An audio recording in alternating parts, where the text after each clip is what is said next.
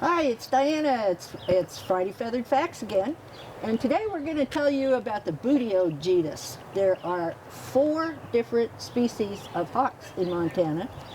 We have 2 right here. We have a 3rd one that decided not to join us today, so we'll be talking about her separately.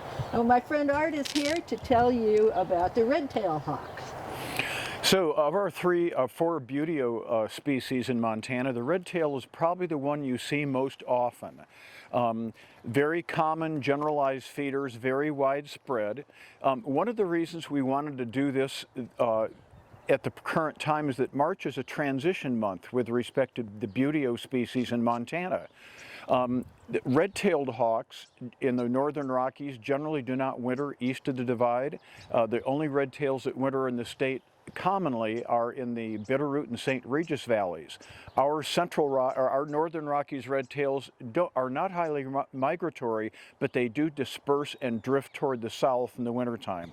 They're coming back about this month of March. And I have here the Swainson's hawk, which is the longest migrator. These guys are warm weather birds, and they're coming back to Montana now. They spend the summer here where they nest, and then in the fall they head south. They go to Argentina, 7,000 miles, and they make that trip mostly nonstop.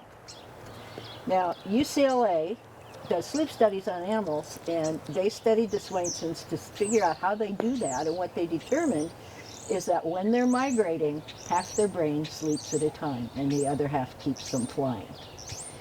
Now, we know that whales and dolphins can do that. We don't know, they're studying more animals to see who else can do that. They like to think that all long distance migrators do, but they don't know until they've studied them all.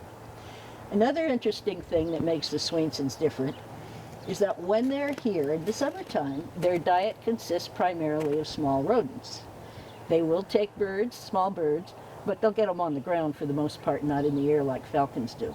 But when they get to Argentina, their diet changes and becomes primarily large insects.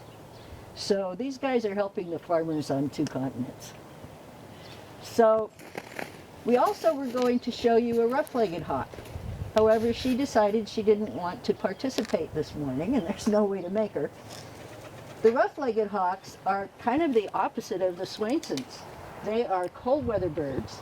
They spend the summer in the Arctic, where their diet is primarily lemmings, voles, small rodents, and then they fly down here for the winter. So you will see rough-legged hawks, and they're beautiful birds, in the winter here, but you will see the Swainsons here in the summer. So there we are. These guys are in the sky, as Art said. They're on their way now. They're traveling.